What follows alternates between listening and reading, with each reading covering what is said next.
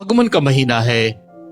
हमारे घर में, हमारे मन में एक पवित्र मेहमान आने वाला है जिसकी हम तैयारी कर रहे हैं। अपने घरों को साफ सुथरा कर रहे हैं, अपने मनों को साफ सुथरा कर रहे हैं, जितने जाले हैं उनको हटा रहे हैं, गंदगी को धो डाल रहे हैं। क्यों? क्योंकि एक पवित्र मेहमान हमारे घर में आने वाला है और उसका नाम है यीशु मसीह। उसका नाम है यीशु मसीह। यीशु मसीह हमारे बीच में किसी दुर्घटनावश नहीं आ गया, या जैसे हम आज यहां पे उपस्थित हैं किसी न किसी परमेश्वर के प्लान के तहत, यीशु मसीह भी इस धरती पे किसी न किसी प्लान के तहत हमारे बीच में आया। और वो प्लान क्या था? प्रभु यीशु मसीह इस धरती पे क्यों आया, उसका जन्म कैसे हुआ और उसके जन्म से हमें और आपको क्या लाभ हुआ, इन सब पे हम थोड़ा मनन करेंगे और थोड़ा उस समय में हम आपको ले चलने की कोशिश करेंगे जब यीशु मसीह हमारे और आपके बीच में आया था। खुदावन के कलाम को सुनने के लिए आज हम निकालेंगे उत्पत्ति की पुस्तक, उसका 3 अध्याय और उसका 15वां पद। उत्पत्ति 3 और 15। देखिए खुदावन का कलाम हमें यहां क्या कहता है। उत्पत्ति 3 और 15 कलाम में लिखा है, और मैं तेरे और इस स्त्री के बीच में और तेरे वंश और इसके वंश के बीच में पैर उत्पन्न करूंगा। वह तेरे सिर को कुचल डालेगा और तू उसकी एड़ी को डसेगा। ये अदन की वाटिका का एक घटनाक्रम है, खुदावन का कलाम है। खुदावन अपने इस कलाम के पढ़े, सुने और समझे जाने पे हम सबों को बहुत आशीष दे, बहुत बरकत दे।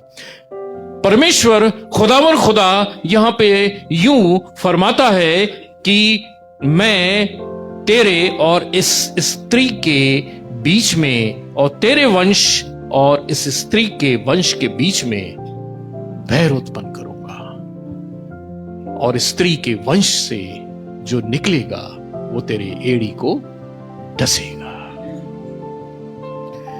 ये सारी घटना कब हुई थी आप सबको मालूम है। उस फल को जब आदम और हवा ने खाया तो परमेश्वर अति क्रोधित हुआ। क्यों? क्योंकि इसके द्वारा पाप समा गया था, और परमेश्वर जानता था कि जब ये पाप मनुष्य जाति में आ गया है तो ये हमसे दूर हो जाएंगे, ये उस उद्धार को प्राप्त नहीं कर सकते जिसकी योजना मैंने बना रखी है। तो श्राप देते समय ही परमेश्वर ने एक उद्धार का जरिया हमारे और आपके बीच में दे दिया। इससे थोड़ा सा हम पहले चलते हैं कि परमेश्वर की प्लानिंग क्या थी हमारे और आपके लिए। परमेश्वर जानता था कि मनुष्य जाति, हम और आप पाप में गिरने वाले हैं, और पाप की मजदूरी क्या थी? मृत्यु थी। उद्धार का जीवन नहीं थी, उद्धार की राहें नहीं थी। परमेश्वर ने उस उद्धार के जीवन के लिए, हमारे और आपके जीवन को बचाने के लिए एक प्लान बना रखा था, और यह प्लान सृष्टि से पहले ही बना रखा था, क्योंकि खुदा को मालूम था कि मनुष्य एक दिन पाप में गिरने वाला है। जब परमेश्वर ने सृष्टि की रचना की, आप उत्पत्ति की किताब से जब पढ़ें, सृष्टि की जब रचना की, आकाश बनाया, नक्षत्र बनाए, तारे बनाए। आपको मालूम है हर एक तारे का नाम परमेश्वर ने स्वयं रखा। किसी आदमी के ऊपर इसको नहीं छोड़ा, ना आदम के ऊपर, ना हवा के, उसकी संतानों के ऊपर नहीं छोड़ा कि तुम इसका ये नाम रखना, ये ऐसा नहीं था। उसने हर एक तारों को एक नाम दिया, और नक्षत्रों में भविष्यवाणियों को छुपा के रख दिया कि आने वाले समय में क्या होने वाला है। खुदावन ने हर एक तारे को क्या किया? नाम दिया, और उसमें आने वाले समय की बातों को छिपा के रख दिया। आपको याद है जब मूसा ने इजराइलियों को मिस्र की गुलामी से निकाला था, और इजराइली जब 400 साल तक जंगलों में फिरते रहे, तो कई बार ऐसा हुआ कि इजराइली अपने मार्ग से भटक गए, खुदावन की इबादत से भटक गए, तमाम मूर्तियां बनाने लगे। और उसमें जो सबसे खास मूर्ति थी वो मेंढा थी। जब इजराइली निकले थे मिस्र से, उस समय जो कालचक्र था, जो नक्षत्र थे, वो वृश्चिक थे, जिसकी आकृति मेंढे के आकार की होती है, और ये खुदावन का एक साइन था। लेकिन ये उनके जो दिमाग में था, ये आगे चल के उनकी मूर्तियां बनाते थे। खुदावन ने इसी तरह हर एक तारों के अपने एक नाम लिख रखे थे। ये तारा ये है, ये तारा ये है, ये तारा ये है। और इसी में एक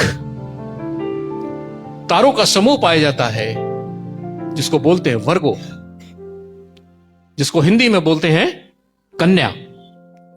एक नक्षत्र पाया जाता है जिसको बोलते हैं कन्या। एक राशि होती है, ये एक तारों का एक ग्रुप होता है जिसको कन्या बोलते हैं। और जब इसको आप देखेंगे, मैं इसकी एक बड़ी पिक्चर निकालने की कोशिश कर रहा था, शायद पीछे तक ना दिखाई पड़े। ये उसकी एक पिक्चर है। इसमें एक स्त्री को, वर्जिन लेडी को दिखाया गया है, जिसके एक हाथ में गेहूं की बालें हैं और एक हाथ में शाखाएं हैं। आप लोग देख सकते हैं।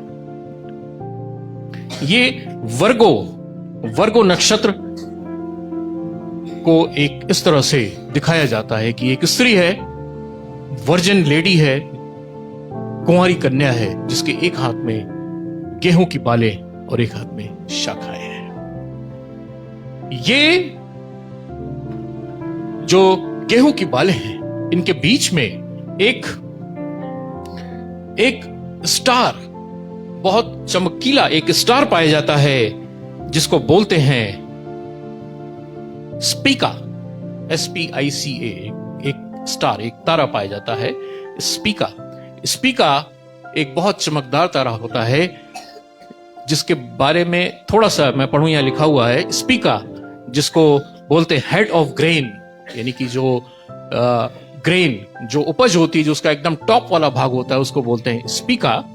Are also called alpha Virginis, the brightest star in the zodiacal constellation Virgo and one of the 15 brightest star in the entire sky। ये पूरे आकाश मंडल में पाए जाने वाले 15 सबसे ज्यादा चमकीले तारों में एक होता है, और इसको बोलते हैं द सीड ऑफ वर्जिन। ये खुदावन ने ये कलाकारी सृष्टि के आरंभ में ही बना के रखी थी। और इसी वर्गो, जो एक पूरा कॉन्स्टेलेशन है, हजारों तारों का एक जो समूह है, जिसको वर्गो बोलते हैं, इसका एक पार्ट है जिसको बोलते हैं कोमा। आप नेट पे सर्च करिएगा, मैं उसकी पिक्चर मैं लाना भूल गया। कोमा इसी वर्गो में पाया जाता है, और उसका जो पिक्चर है वो कुछ इस तरह की है कि एक स्त्री के हाथ में एक छोटा सा बच्चा है। एक स्त्री के हाथ में, एक कुंवारी स्त्री के हाथ में एक छोटा सा, वो बैठी हुई है एक सिंहासन पे, और उसके हाथ में एक छोटा सा बेबी है। ये कोमा, जो वर्गो का एक पार्ट है, एक तारों का समूह है, ये एक ऐसी आकृति बनाता है। और ये आकृति खुदावन ने सृष्टि की रचना के समय ही बना दी थी। और जो यहूदी रब्बी, या उस समय के जो एस्ट्रोलॉजर्स थे, जो उस समय के विद्वान थे, यीशु मसीह के जन्म से पहले इस बात को भली भांति जानते थे और बताते थे कि जो मसीह आने वाला है, वो इसी नक्षत्र में जब एक तारा चमकेगा तो मसीह का जन्म होगा। Praise the Lord. और पूरी सृष्टि और पूरी सृष्टि इस बात की बड़ी बेसब्री से प्रतीक्षा कर रही थी कि मसीह पैदा कब होगा, क्योंकि मीका नबी जो आखिरी नबी हुए पुराने अहदनामे में हम देखें, उसके बाद से परमेश्वर ने अपने नबियों को भेजना बंद कर दिया था, लोगों से बातचीत करनी बंद कर दी थी। और कलाम में इस प्रकार से लिखा हुआ है कि और सृष्टि जच्चा किसी पीड़ा से करा रही थी। लोग बहुत ही बेसब्री से मसीह यीशु के आने का इंतजार कर रहे थे। और उस समय के जो इंटेलेक्चुअल्स थे, जो विद्वान थे, उन्होंने ये बता रखा था कि कोमा में, वर्कों का जो एक पार्ट था, जब कोमा में इस आकृति में एक सितारा चमकेगा तो उसका मतलब होगा कि मसीह यीशु हमारे बीच में आने वाला है, जन्म ले रहा है, उसका यह मतलब होगा। ये एक बड़ी खूबसूरत प्लानिंग थी खुदावन की। Planning number 1। प्लानिंग नंबर 2 क्या थी, जो अभी आपके सामने पढ़ी गई। जब श्राप दिया परमेश्वर ने, तो क्या बोला? सांप को क्या बोला? कि मैं तेरे वंश और स्त्री के वंश। इंग्लिश में अगर हम पढ़ेंगे तो लिखा हुआ है the seed of woman, seed of woman. मैं तेरे वंश और स्त्री के वंश के बीच में बैर उत्पन्न करूंगा। आपको मालूम है वंश पुरुष से चलता है, स्त्री का वंश केवल और केवल एक था, और वो था प्रभु यीशु मसीह, क्योंकि वो स्त्री से जन्मा था। आप सोचिए, उत्पत्ति में यीशु मसीह के आने की भविष्यवाणी खुदावन ने पहले ही कर दी थी, क्योंकि स्त्री का जो वंश होगा वही तेरी एड़ी को डसेगा, यानी वही शैतान की प्लानिंग को खत्म कर देगा। Praise the Lord. परमेश्वर ने हमारे और आपके उद्धार के लिए उत्पत्ति से पहले ये सारी प्लानिंग कर दी थी, क्योंकि उन्हें मालूम था कि हम और आप पाप में गिरने वाले हैं, और उसके उद्धार का एक जरिया खुदावन ने पहले ही बना के रख दिया था। उत्पत्ति में जो ये सारी बातें लिखी हुई हैं, स्त्री का वंश, आप जब मत्ती की किताब को पढ़ेंगे, वहां उसकी शुरुआती हमारे ख्याल से 10 या 15 आयतों में आपको पूरी वंशावली मिलेगी। शुरुआत से लेके यीशु मसीह तक पूरी वंशावली मिलेगी, और ये 3 पार्ट में डिवाइडेड है, मालूम है? अब्राहम से लेकर के दाऊद तक 14 पीढ़ी, दाऊद से लेके इजरायलियों के गुलामी में जाने तक 14 पीढ़ी, और इजरायलियों से के वापस आने से लेके यीशु मसीह तक 14 पीढ़ी, यानी टोटल 42 पीढ़ी के बाद यीशु मसीह हमारे और आपके बीच में जन्मा। 14, 14 और 14 के 3 पार्ट में इस पीढ़ी को डिवाइड किया गया, और इसके पीछे एक रीजन था। खुदा एक मैसेज देना चाहता था। यहूदी ज्योतिष विदों के अनुसार, रब्बियों के अनुसार, वो कहते थे कि जो मसीह हमारे बीच में आने वाला है वो दाऊद की संतान है, और हमारा कलाम भी इस चीज को कई जगह कहता है, दाऊद की संतान। यीशु मसीह दाऊद की संतान नहीं थे, लेकिन कलाम कहता है दाऊद की संतान। क्यों? क्योंकि यहूदी इंटेलेक्चुअल्स के द्वारा यही भविष्यवाणी की जाती थी कि जो दाऊद की शाख से फूटेगा वही हमारा मसीहा होगा। और जब दाऊद को जब हिब्रू लैंग्वेज में हम देखें, हिब्रू लैंग्वेज में जो उसका नाम लिखा हुआ है, हिब्रू लैंग्वेज की एक बड़ी खास बात यह है कि जो उसके अल्फाबेट हैं, जैसे इंग्लिश में ABCD है, ठीक है ना, और जो उसके अल्फाबेट हैं और जो नंबर हैं दोनों एक ही होते हैं। जो उसका अल्फाबेट है वही एक पर्टिकुलर नंबर को भी रिप्रेजेंट करता है। जैसे इंग्लिश में ऐसा नहीं है, A अलग है और नंबर 1 अलग है, लेकिन हिब्रू में जैसे A है वही नंबर 1 हो गया, B है वही नंबर 2 हो गया। एक एग्जांपल दे रहा हूं, ऐसे ही हिब्रू लैंग्वेज में जो अल्फाबेट है वही नंबर को रिप्रेजेंट करता है, और जब दाऊद को इंग्लिश हिब्रू लैंग्वेज में लिखा जाता है तो उसका नंबर बनता है 14, 1 and 4, 14। और खुदावन ने इस नंबर को इसीलिए लिया कि इसको बताया जा सके कि ये दाऊद की संतान है, क्योंकि दाऊद का न्यूमेरिक नंबर 14 था। यह भविष्यवाणी बहुत पहले कर दी गई थी कि दाऊद के वंश से एक शाख फूटेगी और वो हमारे और आपके लिए एक नजात देने का, एक उद्धार करने का कारण बनेगा। अब हुआ क्या यहां पे जब खुदावन के जन्म की सारी प्लानिंग हो गई तो मसीह का जन्म कहां पे हुआ था? बैतलहम में। आपको मालूम है बैतलहम जो है ये एक बहुत छोटी सी जगह है। आप अगर गूगल पे सर्च करें ना तो आपको बहुत जूम करना पड़ेगा बैतलहम सर्च करने के लिए। और उस समय कुछ 100 की 700 या 800 की आबादी थी उस समय बैतलहम की, बहुत छोटी जगह थी। इसीलिए बाइबल में भी लिखा हुआ है, हे बैतलहम एफ्राता, तू इतना छोटा है कि हजारों में भी नहीं गिना जाता। बहुत छोटी जगह थी बैतलहम, जहां पे खुदावन यीशु मसीह का जन्म हुआ था। बैतलहम में कई और एक ऐसी चीजें हैं जो मैं आपको थोड़ी जल्दी से बता दूं। बैतलहम का मतलब होता है अच्छी उपज का क्षेत्र। इसकी वैसे मीनिंग होती है रोटी का घर, बैतलहम, हाउस ऑफ ब्रेड। और ऐसा इसलिए कहा जाता था क्योंकि बैतलहम का जो पूरा एरिया था, यहां पे भरपूर मात्रा में क्या होता था? फसल होती थी। और फसल भी ऐसी वैसी नहीं होती थी, ए ग्रेड की होती थी। जो हमारे किसान भाई वो जानते हैं, गेहूं बी ग्रेड सी ग्रेड का भी होता है और गेहूं ए ग्रेड का भी होता है। बहुत मोटा बढ़िया दाना, ऐसी फसल यहां पे हुई थी, हुआ करती थी। और ये छोटा सा प्रदेश अपनी फसल को दूसरे राज्यों में एक्सपोर्ट करता था, इतनी फसल होती थी। ये सबसे छोटा प्रदेश था। यहां पे राहेल की कब्र बैतलहम में पाई जाती है, आज भी पाई जाती है, रेचल जिसको हम लोग बोलते हैं। ये एक ऐसा प्रदेश था जहां पे दाऊद का अभिषेक किया गया था। नबी शमूएल ने दाऊद का अभिषेक राजा बनने के लिए बैतलहम में किया था।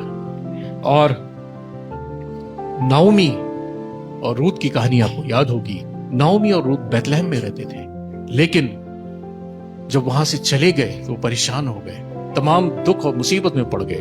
वापस लौट के बैतलहम में आए, उन्होंने खुदावन को अडॉप्ट किया, खुदावन के घर में आए और इतने ब्लेसेड हुए कि रूत की वंशावली में से यीशु का जन्म हुआ। ये एक ब्लेसेड जगह थी बैतलहम, एक छोटी सी जगह थी और बड़ी ब्लेसेड जगह थी। एक चीज और थी बैतलहम के बारे में। बैतलहम के बारे में हम लोग गाना गाते हैं ना, गौशाले में यीशु का जन्म हुआ था। बेसिकली बैतलहम एक ऐसा क्षेत्र था जहां पे कोई गौशाला पाई नहीं जाती है। यरूशलेम से लगभग 4 से 5 किलोमीटर के डिस्टेंस पे था ये, और यहां पे केवल एक भेड़शाला पाई जाती थी जिसमें भेड़ पाली जाती थी। और ये यरूशलेम के मंदिर की ऑफिशियल भेड़शाला हुआ करती थी। यरूशलेम के मंदिर की ये ऑफिशियल भेड़शाला हुआ करती थी। और यहां पे उन भेड़ों की, उन अच्छी अच्छी भेड़ों की ब्रीडिंग कराई जाती थी जिनको बलि दिया जाता था, जिनको फसह के पर्व के लिए इस्तेमाल किया जाता था। और ये भेड़शाला हमें कहां मिलती है? बैतलहम में मिलती है। और यीशु मसीह का जब जन्म हुआ, वहां पे उस समय क्या लिखा हुआ है कि गड़रिये रात में भेड़ों की क्या कर रहे थे? रखवाली कर रहे थे। रात में रखवाली। ये जो पीरियड था जब यीशु मसीह का जन्म हुआ, ये जो पीरियड था इसको बोलते हैं लैम्बिंग पीरियड। भेड़ों के हिसाब से अगर देखें, इट वॉज अ लैम्बिंग पीरियड, यानी भेड़ों के बच्चे देने का टाइम था ये। और ये बच्चे इतने प्रेशियस होते थे, इतने महत्वपूर्ण होते थे कि 24 घंटे इनकी निगरानी करनी पड़ती थी। कि कहीं इनको चोट ना लग जाए, कहीं ये खराब ना हो जाए, क्योंकि फसह के पर्व में जब बलि दी जाती थी तो उस समय एकदम निर्दोष मेमने होने चाहिए थे, जिनका कहीं से कुछ कटा फटा टूटा फूटा ऐसा कुछ ना हो, वे साफ सुथरे हों और पूरी तरह से कंप्लीट हों। इसके लिए गडरियों को बड़ी मेहनत करनी पड़ती थी। वो दिन और रात जाग करके मेहनत करते थे उन लैम्स को, उन बच्चों को बचाने के लिए। और जब यीशु मसीह का जन्म हुआ तो उस समय क्या था? लैम्बिंग पीरियड था, यानी कि उस समय भेड़ों के बच्चे देने का टाइम था। देखिए कितनी सिमिलरिटी है खुदा की जो भविष्यवाणियां, खुदा ने जो यीशु मसीह के बारे में जो भविष्यवाणियां की, कितनी सिमिलरिटी है। ये बैतलहम में मरियम और यूसुफ यीशु मसीह को जन्म देने के लिए गए, और जब जन्म हुआ यीशु मसीह का, तो आपको मालूम है इंग्लिश में एक वर्ड है स्वेडलिंग क्लॉथ, उसका अर्थ आप खोजिएगा, चीथड़े जिसका मतलब होता है। हम लोग के घर में होते हैं ना कपड़े, बेकार हो जाते हैं, चिथड़े हो जाते हैं, उन कपड़ों में यीशु मसीह को क्या किया गया था? लपेटा गया था। और भेड़ों के साथ क्या होता था मैं आपको बताऊं, जो जन्म होता था लैम्स का, जिन मेमनों का जब जन्म होता था, जो फसह के पर्व के लिए रखे जाते थे, वो उनके पैदा होते ही गडरिये उनको चीथड़ों में लपेट के रखते थे। Praise the Lord. ऐसा इसलिए रखते थे कि उनको कहीं चोट न लग जाए, उनको कहीं प्रॉब्लम न हो, वो कहीं मर न जाए, वो चीथड़ों में लपेटा जाता था। और हमारे यीशु मसीह को जन्म होते ही किस में लपेटा गया? चीथड़ों में लपेट दिया गया। अब हुआ क्या, आगे देखते हैं। यीशु मसीह का जब जन्म होने वाला था तो बड़ी इंटरेस्टिंग घटना हुई थी। वही नक्षत्र जिसकी मैं बात कर रहा था, कोमा नक्षत्र में तारा चमका, जिसमें ज्योतिषियों ने समझ लिया कि यीशु मसीह हमारे बीच में मसाया, एक मसीह जन्म ले चुका है। और वो उस तारे के पीछे पीछे पीछे पीछे कहां पहुंचे? बैतलहम तक आए। लेकिन यीशु मसीह की चरनी तक नहीं पहुंचे। जहां पे यीशु मसीह ने जन्म लिया था वहां तक नहीं पहुंचे। वो कहां पहुंचे? हेरोदेस के महल में। एक बड़ी अजीब सी बात है, जब तारा गाइड कर रहा था तो सीधा उनको वहीं पहुंचना चाहिए था जहां पे यीशु मसीह का जन्म हुआ है, लेकिन वो पहुंचे कहां? हेरोदेस के पास। और हेरोदेस से पूछा, वो बालक कहां है? यहूदियों का राजा जिसने जन्म लिया वो कहां है? आपको मालूम है यीशु मसीह का जो जन्म हुआ था, शैतान को सारी खुदा की प्लानिंग मालूम थी, क्योंकि शैतान खुदा के बहुत करीब रहता था। वो जानता था कि अगर खुदा का बेटा यानी यीशु मसीह इस धरती पे जन्म लिया और उसने वो सारे काम जो खुदा ने उस प्लानिंग के तहत बना रखे हैं, प्लान जो बना रखा है, सारी प्लानिंग को पूरा कर लिया, तो मेरा अस्तित्व खत्म हो जाएगा। इसलिए शैतान ने शुरू से ही उनको मारने की प्लानिंग कर रखी थी। बहुत सारी जगहों पे खुदा यीशु मसीह को शैतान ने मारने की प्लानिंग की, लेकिन यहां पे जन्म होते ही उसने यीशु मसीह को मारने की प्लानिंग की। ये जो मजूसी, जो लोग, जो ज्योतिष लोग आए थे यीशु के दर्शन को, उसमें भ्रम पैदा किया। उन्होंने तारे में भ्रम पैदा किया और ये उनको वहां ले गया जहां पे हेरोदेस का महल था। वो जानता था, शैतान ये जानता था कि अगर हेरोदेस को ये मालूम चल गया तो वो फौरन उस बालक को क्या करेगा? मरवा देगा। और कलाम बताता है वहां से निकलने के बाद वो तीनों मजूसी कहां गए? तारे के साथ साथ बैतलहम में जहां यीशु ने जन्म लिया वहां पहुंचे। जब वहां पहुंचे तो उन्होंने एक अद्भुत नजारा देखा। तारा वहां रुक गया, वहां पे एक बालक जो था चरनी में लिपटा हुआ था। जैसी भविष्यवाणी थी वैसा ही उन्होंने पाया, और कलाम कहता है वे बहुत आनंदित हुए, सजदा किया और अपनी भेंटें उसको अर्पण की। ये सब कुछ प्लानिंग के हिसाब से हुआ। खुदावन की जो प्लानिंग थी, खुदावन ने जो प्लान तैयार कर रखा था, उसके हिसाब से हुआ। खुदावन ने हमारे और आपके लिए एक उद्धार का प्लान तैयार कर रखा था। Hallelujah, hallelujah. जितने सो गए हैं जग जाए। कितने लोगों को नींद आ रही है? बोलिए हालेलुया।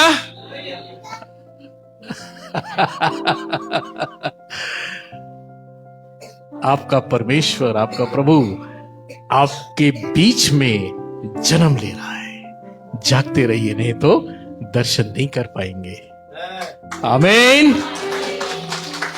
खुदावन हमारे बीच में दर्शन ले रहा है, हमारे बीच में जन्म ले रहा है। इसको विजुअलाइज करिए। जहां मैं आपको ले चलने की कोशिश कर रहा हूं, आप प्लीज मेरे साथ वहां चलिए। मैं पिछले 8-10 दिनों से उसी जगह पे हूं जहां मैं आपको ले जा रहा हूं। खुदावन यीशु मसीह हमारे और आपके बीच में जन्म ले रहा है। जब मजूसी पहुंचे, उन्होंने एक अद्भुत नजारा देखा कि एक बच्चा चिथड़ों में लिपटा हुआ भेड़शाला में, चरनी में, गंदी सी जगह में पड़ा हुआ है। उन्होंने समझ लिया कि यही हमारे बीच जो मसीह आने वाला था, वो यही है। तारे भी बता रहे थे, नक्षत्र भी बता रहे थे, और खुदावन के सारे इंडिकेशन इस बात को चिल्ला चिल्ला के गवाही दे रहे थे कि ये हमारा मसीह है।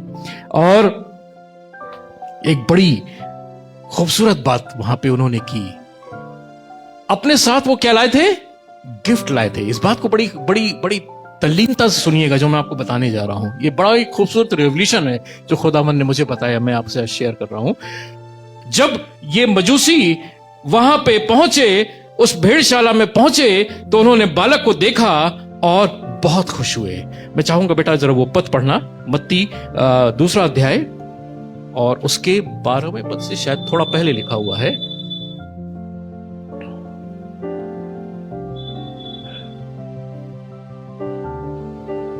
मत्ती 2:12 से पहले लिखा हुआ है। 10 से। Yes yes please. उस तारे को देखकर वे अति आनंदित हुए। उन्होंने उस घर में पहुंचकर उस बालक को उसकी माता मरियम के साथ देखा और मुंह के बल गिरकर बालक को प्रणाम किया। और मुंह के बल गिरकर क्या किया? प्रणाम किया। बालक को प्रणाम किया और अपना अपना थैला खोलकर उसको सोना और लोबान और गंधरस की भेंट चढ़ाई। तब स्वप्न में यह चेतावनी पाकर, प्लीज बस यही, थैंक यू। ये घटना तब हुई जब ये मजूसी, ये जो इंटेलेक्चुअल्स थे, वहां जब पहुंचे, उन्होंने जब यीशु मसीह को चिथड़ों में लिपटे हुए देखा और देख लिया कि सारी भविष्यवाणियां क्या हो गई? पूरी हुई। तब उन्होंने क्या किया? पहला काम क्या किया? अपने को सजदा किया, है ना? इंग्लिश में ये वर्ड बड़ा खूबसूरत लिखा हुआ है, and they fell down. Hindi में लिखा है सजदा किया, दंडवत किया, और इंग्लिश में लिखा हुआ दे फेल डाउन। फेल डाउन मतलब गिर गए। हिंदी में एक वर्ड है साष्टांग प्रणाम। आपके 8 अंग जब जमीन पे टच करते हैं तो उसको बोलते हैं साष्टांग। एग्जैक्टली इसी स्थिति में वो आ गए। अपने आप को क्या किया? पूरा का पूरा सरेंडर कर दिया। सबसे पहले क्या किया? पूरा सरेंडर कर दिया। दूसरी चीज क्या की? अपने उपहारों को गिफ्ट किया, है ना? पहुंचकर उस बालक को माता मरियम की गोद में पड़ा देखा, प्रणाम किया, सोना, लोबान और गंधरस की भेंट चढ़ाई, और फिर जो है चले गए। 3 काम किया था उन्होंने। पहले दंडवत किया, फिर अपनी भेंटें दी, और फिर चले गए। बड़ी खूबसूरत बात है। यहां पे थोड़ा इसको कंसंट्रेट करिएगा मेरे साथ में। खुदावन का चिन्ह पाके, खुदावन के जन्म का चिन्ह पाके वो उस चरनी तक पहुंचे और वहां पे उन्होंने खुदावन को देखा और देख के उन्होंने क्या किया? दंडवत किया। हम और आप जब खुदावन का चिन्ह पाते हैं, जब खुदावन के बारे में जानते हैं, खुदावन की ओर दौड़ के जब जाते हैं, खुदावन से जब मिलने जाते हैं, तो खुदावन क्या चाहता है? सबसे पहले we should surrender, we should surrender. हम अपने आप को क्या करें? पूरी तरह से सरेंडर कर दें, पूरी तरह से सरेंडर कर दें, लेट जाएं, यानी कि अपने गुरूर, अपने चिंताएं, अपने अभिमान, इन सबको क्या कर दें? फ्लैट कर दें, जमीन पे ले आए। खुदावन ये चाहता है कि हमारा उसके सामने क्या हो? कंप्लीट सरेंडर हो। दूसरी चीज क्या हुई? गिफ्ट्स लाए थे वो, गिफ्ट्स लाए थे। कलाम में क्या लिखा हुआ है? क्या लिखा हुआ बेटा? जरा पढ़ना जहां गिफ्ट के बारे में लिखा हुआ है। और अपना अपना थैला खोलकर उसको सोना और लोबान और गंधरस की भेंट चढ़ाई। यस, क्या क्या भेंट चढ़ाई? सोना, लोबान और गंधरस। लेकिन उससे पहले एक चीज की, कभी गौर किया आपने? अपनी भेंट चढ़ाने से पहले उन्होंने एक काम किया। क्या लिखा है बेटा? फिर से पढ़ना इसको। अपना अपना थैला अपना क्या किया? थैला खोलकर। थैला। They opened their bags. They opened their bags to take out their valuables. हम अपनी उत्तम चीजों को कहां रखते हैं? बैग में रख देते हैं। अभी पास्टर अमित कह रहे थे, जो तोड़ा आपको दिया गया है उसको इस्तेमाल करना सीखें, थैले में मत रखें। Praise the Lord. जो तोड़ा आपको दिया गया है उसको इस्तेमाल करें, बैग में मत रखें। ये बैग है क्या? What is this bag?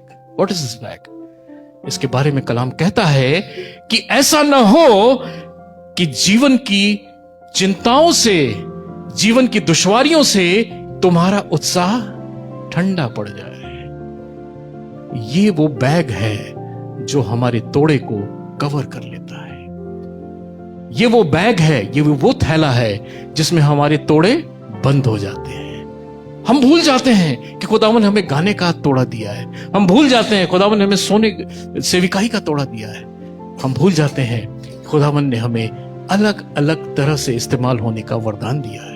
हम जीवन की चिंताओं में, परेशानियों में, शैतान के जाल में अपने आप को इतना फंसा लेते हैं कि उसके थैले से अपने आप को ओढ़ लेते हैं। उन मजूसियों ने क्या किया? थैले को ओपन किया। सबसे पहले थैले को ओपन किया। अपने अपने थैलों को पहले उतार दीजिए, अपने अपने बंधनों को पहले खोल दीजिए। फिर क्या निकलेगा मालूम है? सोना निकलेगा, मुर निकलेगा और लोबान निकलेगा। Hallelujah, praise the Lord. क्या बात है! इससे आगे और खूबसूरत बात खुदावन हमसे कहना चाह रहा है। मैं इतना आनंदित हुआ इस बात को समझ करके कि मैं आपको क्या बताऊं। जब सोना, मुर और लोबान, जब उन्होंने अपने थैले खोले तो उनमें से 3 चीजें निकली। क्या निकला? सोना, मुर और लोबान। ज्योग्राफिकल कंडीशन के हिसाब से अगर हम बताएं आपको, जो सोना था, सोना उस समय हमारा भारत देश जो है सोने की चिड़िया कहलाता था। और वर्ल्ड में जो अच्छा सोना कहीं भी जाता था वो इंडिया से जाता था। और आपको मालूम है बाइबल में एक जगह संस्कृत वर्ड का यूज हुआ है। संस्कृत वर्ड भारत ये यूज हुआ है दूसरे इतिहास के 3 अध्याय में। मैं यहां पे वर्ड कोट करना भूल गया हूं। दूसरे इतिहास के 3 अध्याय में शायद 7वीं वर्ष है, उसमें यह लिखा हुआ है, और मंदिर के लिए सोना परवैम से आया था। 7वीं वर्ष में ना, 2 क्रॉनिकल 3rd चैप्टर, शायद वो 7वीं वर्ष है। मैं उसको कोट करता हूं। यहां पे खुदावन के भवन की बात हो रही है और इसमें एक सेंटेंस आया है कि मंदिर के लिए सोना परवैम से आया था। परवैम एक वर्ड यूज हुआ है, परवैम। परवैम ध्यान से समझिएगा, पीछे वाले लोग, मेरी आवाज आ रही है? ये परवैम वर्ड जो है, परवैम शब्द जो है, ये 6वीं आयत में आया है। बेटा पढ़ो जरा जोर से। फिर शोभा देने के लिए, फिर शोभा देने के लिए उसने भवन में मणि जड़वाए। यह सोना परवैम का था। ये सोना परवैम का था। This Parvaim word is taken from Sanskrit language. ये कोई हिब्रू लैंग्वेज का नहीं है, ये कोई अरबिक लैंग्वेज का नहीं है, ये वर्ड आया है संस्कृत लैंग्वेज में। और संस्कृत लैंग्वेज कहां की है? हमारे भारत देश की। और परवैम का मतलब होता है पूर्वम या ईस्टर्न या पूर्वीय क्षेत्र, जो कि हमारे भारत के संदर्भ में कही जाती थी। ये सोना हमारे भारत क्षेत्र से गया था। परमेश्वर के मंदिर के लिए ज्यादातर सोना हमारे भारत क्षेत्र से गया था। और मैं ईमान रखता हूं, ये जो सोना, जो सबसे उत्तम सोना था, जो प्रभु यीशु मसीह के दर्शन के लिए एज अ गिफ्ट ले जाया गया था, ये भी परवैम यानी हमारे भारत से गया था। Praise the Lord. बड़ी खूबसूरत घटना हुई थी, इसको बड़े ध्यान से समझिएगा। जब वहां पे इन 3 चीजों को प्रभु यीशु मसीह के सामने परोसा गया, दिया गया, गिफ्ट दी गई, तो यहां पे बड़ा खूबसूरत मैसेज प्रभु यीशु मसीह के द्वारा, परमेश्वर के द्वारा हमारे लिए रखा गया। आपको मालूम है सोना क्या है? सबसे कीमती धातु में समझा जाता है। उस समय पृथ्वी पे जो धातुएं थी, उसमें सबसे कीमती जो धातु थी वो क्या थी? सोना। चोखा सोना एक बहुत वैल्यूएबल चीज हुआ करती थी, जो बादशाहों और सम्राटों के द्वारा इस्तेमाल की जाती थी। ये सोना हमारे प्रभु यीशु मसीह को भेंट दिया गया, ये बताने के लिए कि वो एक सम्राट है, वो एक राजा है, वो राजाओं का राजा है। ये सोना कीमती धातु थी। आपको मालूम है हमारे और आपके जीवन में सबसे कीमती चीज क्या है? कोई बता सकता है? What is the most valuable thing in our life? सबसे कीमती चीज क्या है? The most valuable thing. एक बार अकबर ने बीरबल से पूछा, बीरबल ये बताइए, आदमी के जीवन की सबसे कीमती चीज क्या होती है? तो कहा, महाराज मैं तो बता ही दूंगा, आप बताइए आप क्या गेस करते हैं? तो अकबर ने कहा कि मैं सोचता हूं कि शायद सबसे कीमती चीज उसकी औलाद होती है। तो कहा, नहीं महाराज आप एकदम गलत हैं, यू आर टोटली रॉन्ग। कहा ठीक है, इसको प्रूव करो, सिद्ध करो। कहा ठीक है, कल सवेरे आप इस जगह पे आप हमसे मिलिएगा, मैं इस चीज को प्रूव करूंगा। अकबर वहां पे पहुंचे, बीरबल भी वहां पे पहुंचे। वहां देखा गया कि लगभग 7-8 फुट का एक गड्ढा था। गड्ढे के अंदर एक बंदरिया थी और उसका बच्चा था। बंदरिया ने अपने बच्चे को कस के पकड़ रखा था। अकबर ने देखा, कहा देखो कितनी खूबसूरती से उसने बच्चे को संभाल के रखा हुआ है, क्योंकि उसका बच्चा उसके लिए सबसे वैल्यूएबल है। कहा महाराज थोड़ा टाइम बीतने दीजिए। उसने उसमें पानी भरवाना शुरू किया। पानी धीरे धीरे बढ़ने लगा, बंदरिया के पेट तक आया। उसने बच्चे को अपने कंधे पे बिठा लिया। बंदरिया के कंधे तक जब पानी आ गया, उसने उस बच्चे को सिर पे बिठा लिया। अकबर ने कहा, देखा बीरबल, मैं तुमसे कहता था ना कि सबसे कीमती चीज उसकी औलाद होती है। देखो कितनी खूबसूरती से उसने अपने बच्चे को संभाल के रखा हुआ है। उसने सिर पे बिठा लिया। क्या महाराज अभी थोड़ा और टाइम बीतने दीजिए। अब हुआ ये कि पानी जो है उसके सिर से ऊपर चला गया। पानी सिर से ऊपर चला गया तो बंदरिया ने क्या किया, बच्चे को एक तरफ फेंका और जंप मार के ऊपर निकल गई। तब बीरबल ने कहा, महाराज इस दुनिया में अगर सबसे कीमती चीज किसी की है तो वो है उसकी जान, उसका जीवन।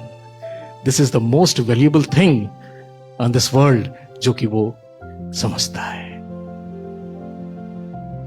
सोना गिफ्ट किया गया। मालूम है जब हम यीशु मसीह, बड़े ध्यान समझिएगा, बड़ा प्यारा रेवोल्यूशन है, मेरे रोंगटे खड़े हो रहे हैं इसको बताने में आपको। जब खुदावन यीशु मसीह को हम गिफ्ट देते हैं, जब उसके पास आते हैं, जब उसको दंडवत करते हैं, जब सरेंडर करते हैं, तो वो चाहता है कि हम उसको गिफ्ट दें।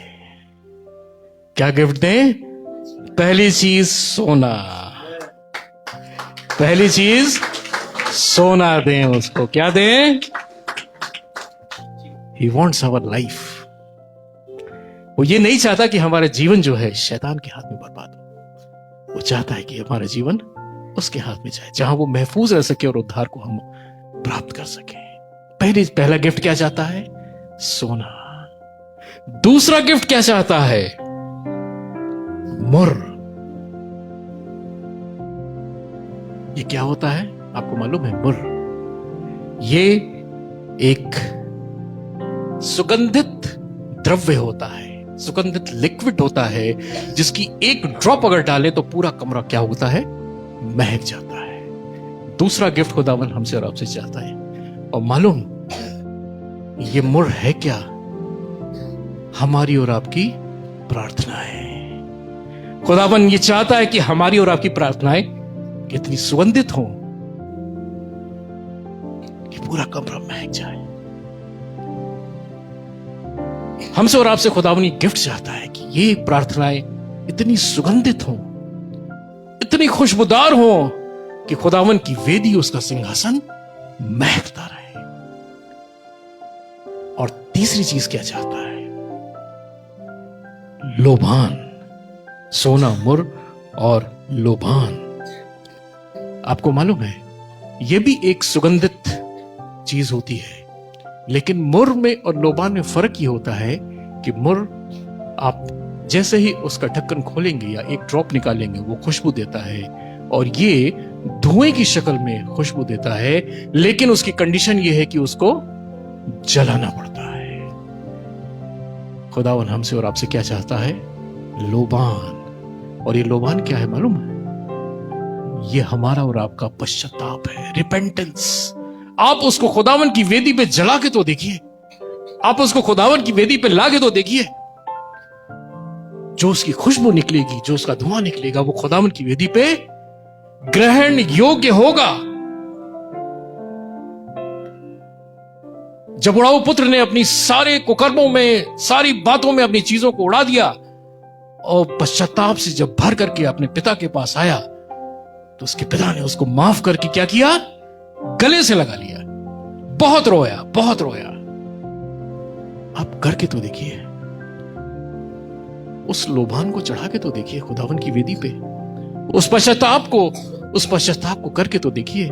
जिंदगी में जितनी गलतियां की हो, जितने व्यभिचार किए हो, जितनी चोरी की हो, जितनी नाफरमानी की हो, जितना खुदावन से दूर जाने का प्रयास किया हो, एक बार पश्चाताप करके तो देखिए। जिनसे लड़ाइयां की हो, जिनसे बुरी बातें कही हो, जिनसे दुश्मनी अब तक पाल रखी हो, एक बार माफ करके तो देखिए।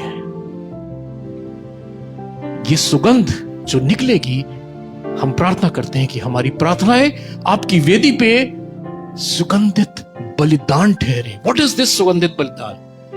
यही हमारा मुर्र और ये लोबान सुगंधित बलिदान है जो खुदावन की वेदी पे ग्रहण योग्य होता है।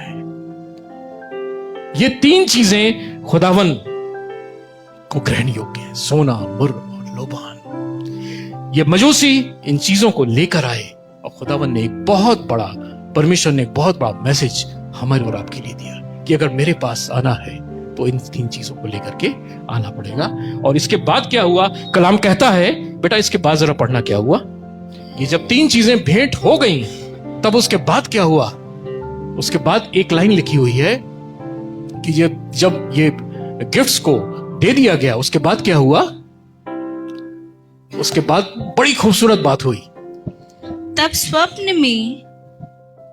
स्वप्न में यह चेतावनी पाकर कि हेरोदेस के पास फिर न जाना वे दूसरे मार्ग से अपने देश को चले गए। कौन से मार्ग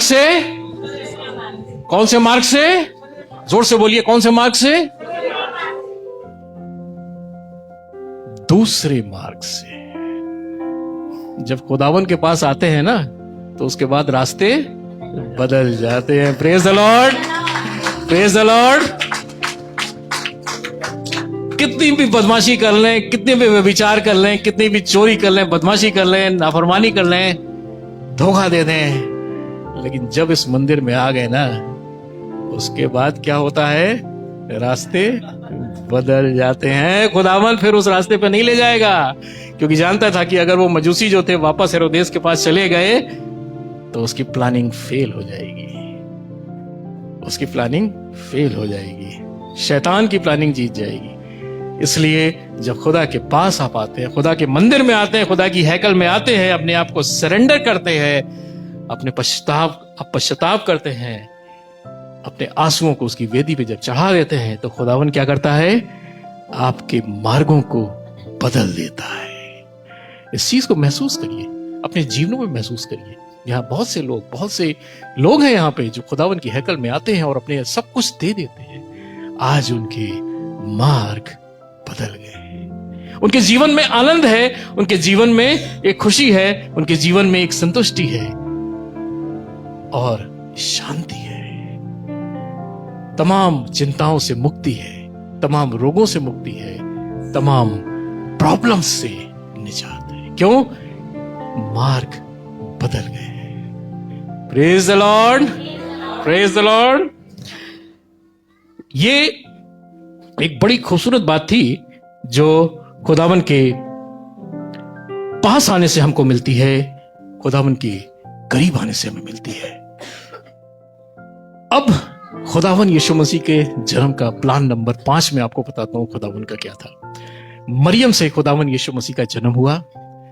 मरियम की उम्र उस समय 12 या 13 साल की थी। इस चीज को एक बार मैं पहले भी आपको बता चुका हूं एक मैसेज में।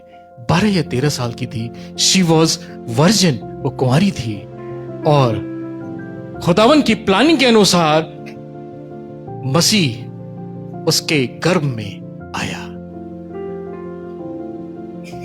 मसीह जो था, जैसा कि आदम के समय जब श्राप दिया गया तो परमेश्वर ने क्या कहा था?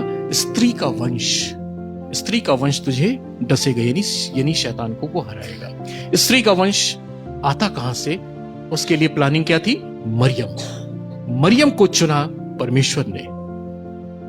और जो उसका फर्स्ट सीड था, जैसा कि उस समय के इतिहासकार और जो शोधकर्ता बताते हैं, the menstruational cycle of the Mariam was not started at the time. और उस समय जो फर्स्ट सीड था, मरियम का जो पहला सीड था या पहला एग जो था, वो इस्तेमाल किया गया खुदावन यीशु मसीह के रूप में।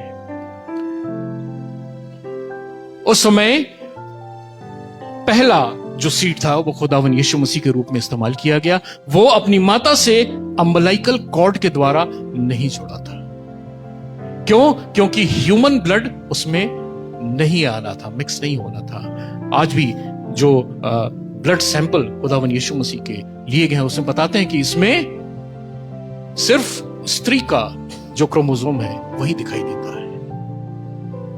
ये एक पूरी कायनात की अनहोनी घटना थी जो हमें यहां पे दिखाई पड़ती है। और खुदावन यीशु मसीह का जब जन्म हुआ तो उस समय यशाया में इस चीज की भविष्यवाणी कर दी गई थी। यशाया नबी ने, यशाया भविष्यवक्ता ने इस चीज को पहले ही बता दिया था कि वो एक पुत्र जनेगी और उसका नाम इमैनुअल, यीशु रखना। और ये क्या करेगा? दूध और मक्खन खाएगा। इसके रेफरेंसेस हैं यहाँ पे। यशाया 7 में आप देख सकते हैं, 7वें अध्याय में 14 से 16 में आप देख सकते हैं, और 18 से 19 में इसका रेफरेंस मिलेगा। वो दूध और मक्खन, मधु, दूध मक्खन और मधु खाया करेगा। क्यों? क्योंकि उसने अपनी मां का दूध नहीं पीना था। अगर ऐसा होता तो उसके ब्लड के कुछ अंश जा सकते थे, लेकिन उससे एकदम अलग रखा गया। और क्या हुआ? खुदावन ने ऐसी योजना बनाई कि वो दूध और मक्खन पे जीवित रहे। और उसके लिए यशाया की किताब के बेटा आप निकाले हो, जरा पढ़ना, 14-16 पढ़ो। 14 से 16 पढ़ो। इस कारण प्रभु आप ही तुमको एक चिन्ह देगा। यस। सुनो, एक कुमारी गर्भवती होगी और Yes. पुत्र जनेगी। Yes. और उसका नाम इमैनुअल रखेगी। यस। और जब तक वह बुरे को त्यागना यस। और भले को ग्रहण करना ना जाने, यस। तब तक वह मक्खन और मधु खाएगा। मक्खन और मधु खाएगा। अब ये मक्खन और मधु आएगा कहां से? इसके लिए भी खुदा ने इंतजाम किया। देखिए, देखिए लिखा हुआ है 14, उसी में लिखा हुआ है कि देखिए 16 में शायद। क्योंकि उससे पहले कि वह लड़का बुरे को त्यागना और भले को ग्रहण करना जाने, वह देश जिसके दोनों राजाओं से तू घबरा रहा है निर्जन हो जाएगा। यहोवा तुझ पर, तेरी प्रजा पर और तेरे पिता के घराने पर ऐसे दिनों को ले आएगा कि जब से एप्रैम यहूदा से अलग हो गया, तब से वैसे दिन कभी नहीं आए, अर्थात अशूर के राजा के दिन। उस समय यहोवा, 18 में पढ़ना बेटा, 18-19 में।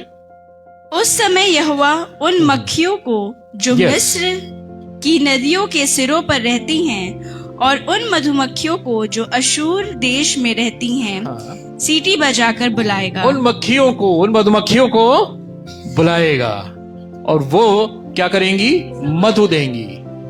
और उसी में आगे लिखा हुआ है, और वे सब की सब आकर इस देश के पहाड़ी नालों में और चट्टानों की दरारों में और सब कटीली झाड़ियों और सब चराइयों पर बैठ जाएंगे। और यहाँ से क्या मिलेगा? मधु मिलेगा। और दूध के लिए लिखा हुआ है कि 1 वर्ष की कलोर इतना दूध देगी। 21 में लिखा हुआ है कि 1 वर्ष की कलोर, क्या लिखा हुआ पढ़ना बेटा? उस समय ऐसा होगा कि मनुष्य केवल 1 कलोर और 2 भेड़ों को पालेगा। और वे इतना दूध देंगी कि वह मक्खन खाया करेगा। क्योंकि जितने इस देश में रह जाएंगे वह सब मक्खन और मधु खाया करेंगे। Yes yes. Praise the Lord, praise the Lord, praise the Lord, praise the Lord. खुदा ने दूध का इंतजाम किया, मक्खन का इंतजाम किया और शहद का इंतजाम भी कर दिया। कलोर मालूम है? जो 1 वर्ष की ब्याही गाय होती है उसको बोलते हैं कलोर। ये इतना दूध देती हैं कि उस देश के सारे लोग दूध और मक्खन खाए। आज भी इसके एविडेंसेस हैं, आप उसमें सर्च करिएगा नेट पे या डिस्कवरी पे, आप देखिएगा जहां यीशु मसीह का जन्म हुआ था वो उस पूरे एरिया में जो मिल्क प्रोडक्ट हैं ये दुनिया में नंबर 1 पाए जाते हैं दुनिया में। और जो वहां का जो हनी है, वहां पे जो ये शहद पाया जाता है, उसकी कोई मिसाल नहीं है पूरी दुनिया में। आज भी ये है, आप इसको सर्च करिएगा। खुदा ने ये इंतजाम किया किसके लिए? बालक यीशु के लिए। क्यों? क्योंकि उसकी ग्रोथ के लिए ये जरूरी था। और जब उसका जन्म हुआ तो आपको मालूम है मरियम को जच्चा किसी पीड़ा नहीं हुई। ये भी यशायाह की 66वें अध्याय में लिखा हुआ है, उसको जच्चा किसी पीड़ा नहीं हुई। क्यों? क्योंकि ये एक नॉर्मल डिलीवरी नहीं थी, ये परमेश्वर की योजना के हिसाब से ये डिलीवरी थी। और इस प्रकार ये बालक जो है ये हमारे बीच में जन्म हुआ। खुदा ने सृष्टि के आरंभ से लेकर के यीशु मसीह के जन्म तक की एक सारी प्लानिंग हमारे और आपके लिए एक खूबसूरत चित्रकार की तरह बना के रख दी थी। तारों में लिख दिया था, आसमानों में लिख दिया था, बता दिया था ऐसा होगा। यशायाह ने भी उसको बताया और तमाम जो फॉर्च्यून टेलर थे, जो भविष्यवक्ता थे, उन्होंने भी इन चीजों की पुष्टि की। और आने वाले समय में इसी के हिसाब से सारा कुछ होता गया। हमारे और आपके लिए एक बालक दिया गया, वो कलाम कहता है, और प्रभुता उसके कांधों पर थी। हमारे और आपके गुनाह के लिए उसको दिया गया ताकि जो कोई उस पर विश्वास करे वो नाश न हो। आपको मालूम है खुदावन यीशु मसीह के जब जन्म हुआ तो खुदावन ने एक और बड़ी बेहतरीन बात वहां पे हमारे आपके सामने रखी। एक बहुत खूबसूरत रेवल्यूशन है, इसको मैंने कहीं सुना नहीं, कहीं पढ़ा नहीं, लेकिन खुदावन ने एक ऐसा रेवल्यूशन मुझे दिया है, मैं आपके सामने साथ शेयर करना चाहता हूं। आपको मालूम है कलाम में क्या लिखा? कलाम में भविष्यवाणी क्या थी कि एक कुंवारी गर्भवती होगी, है ना? A virgin will become pregnant.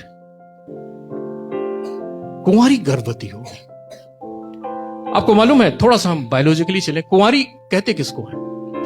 कुंवारी कन्या की अगर हम बात करें तो कुंवारी कन्या है क्या? और बाइबल में कुंवारी मरियम, कुंवारी वर्ड यूज किया गया है, कुंवारी गर्भवती होगी। कुंवारी जिसको इंग्लिश में क्या बोलते हैं? वर्जिन बोलते हैं। और इसको अगर हम सीधे सीधे शब्दों में अगर समझे, या जिन लड़कियों की या जिन महिलाओं की शादी नहीं होती है उससे पहले वो वर्जिन कहलाती है, उससे पहले वर्जिन कहलाती है। लेकिन वर्जिन कहलाने की एक और जो सबसे बड़ी शर्त है वो ये कि फिजिकल रिलेशन नहीं है, शारीरिक संबंध अगर नहीं है तब वो लड़की क्या कहलाती है? वर्जिन कहलाती है, कुंवारी कहलाती है। और कुंवारी जो है ये खुदा की ओर से इस पे आशीष होती है। आपको मालूम है जब शादी की पुकार पढ़ी जाती है, थोड़ा सा अलग मैं आपको बता रहा हूं, शादी की जब पुकार पढ़ी जाती है तो उसमें क्या वर्ड किया जाता है, क्या यूज किया जाता है? मैं कुंवारे मिस्टर ये और कुंवारी मिस ये की शादी की पुकार देता हूं। आदम जब बना तो खुदा ने देखा कि उसके साथ किसी को होना चाहिए। बहुत सारी चीजें खुदा ने टेस्ट की कि ये इसका कंपेनियन होगा, ये इसका संगिनी होगा, लेकिन कोई उसको जमा नहीं।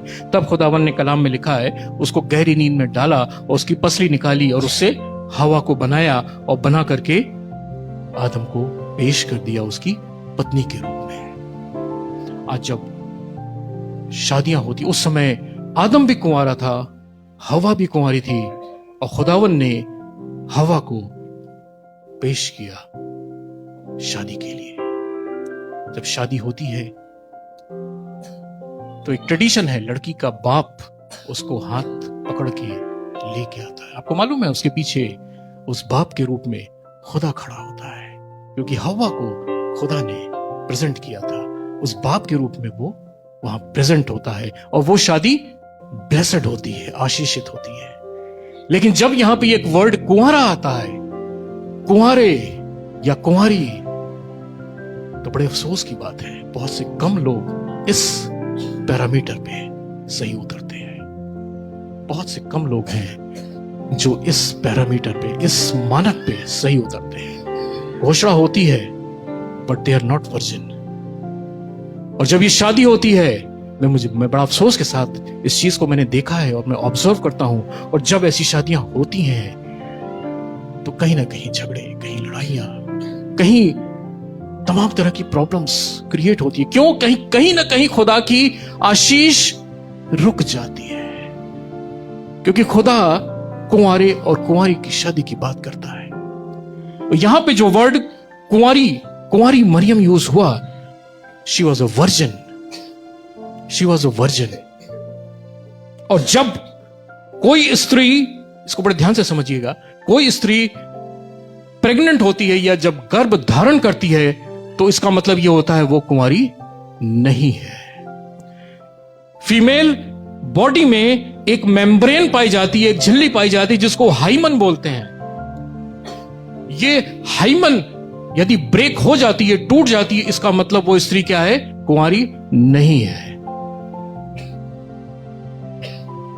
और गर्भ धारण जब होता है तो उसमें हाइमन का ब्रेक होना या टूटना बहुत एसेंशियल है, जरूरी है। अगर गर्भधारण हो रहा है इसका मतलब वो कॉमर या वो वर्जिनिटी वहां पे क्या हो गई? खत्म हो गई। हमारे खुदावन यीशु मसीह के केस में क्या हुआ? ये इस पूरी सृष्टि का एक और केवल एक ऐसा केस है जिसमें पहले बेबी आया, हाइमन बाद में रप्चर हुई। आप इस चीज को समझ रहे हैं? पहले बेबी निकला, फिर हाइमन रप्चर हुई।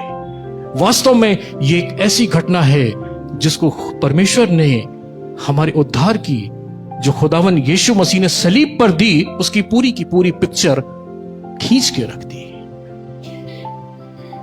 सलीब पे जब यीशु मसीह के प्राण निकले, उस समय क्या हुआ था मंदिर में, याद करिए। मंदिर का पर्दा फट गया, 2 टुकड़े हो गया, और हमारे और परम पवित्र स्थान के बीच में कोई पर्दा नहीं रहा। यह हुआ क्या था?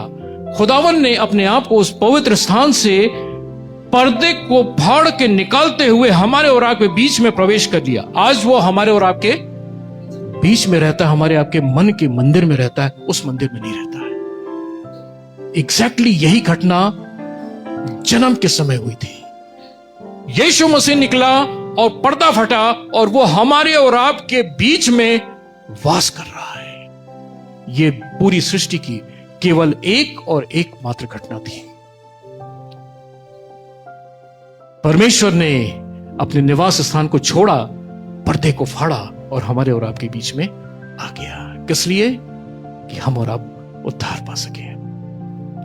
खुदावन यीशु मसीह हमारे और आपके बीच में केवल इसीलिए आया क्योंकि हमसे और आपसे बेहद प्यार करता है, बेइंतहा प्यार करता है। वो किसी भी घड़ी ये नहीं चाहता कि हमारी और आपकी आत्मा शैतान की गिरफ्त में चले जाए, हमारा और आपका जीवन बर्बाद हो जाए, हम और आप अंधेरे में कहीं गुम हो जाएं।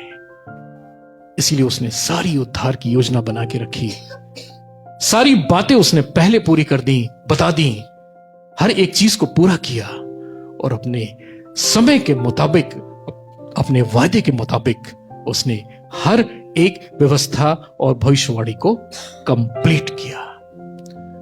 और आज वो हमसे और आपसे क्या चाहता है? हम उसके समीप आए, हम उसको दंडवत करें, हम अपनी कीमती चीजों को उसको समर्पित करें, हम उससे उद्धार लें और उसके स्वर्ग के राज्य में भागी हो सके। खुदावन हमारे और आपके बीच में जन्म लेना चाहता है, हमारे और आपके बीच में अपनी पैदाइश दिखाना चाहता है। हम उसको उन स्वेटलिंग क्लॉथ यानी चीथड़ों में लपेटने के लिए तैयार रहें, उसके स्वागत के लिए तैयार रहें, अपने मन से, अपने वचन से और अपने कर्म से। खुदावन इस वचन के पढ़े, सुने और समझे जाने पे हम सबों को बहुत बरकत दे, बहुत आशीष दे। आमीन।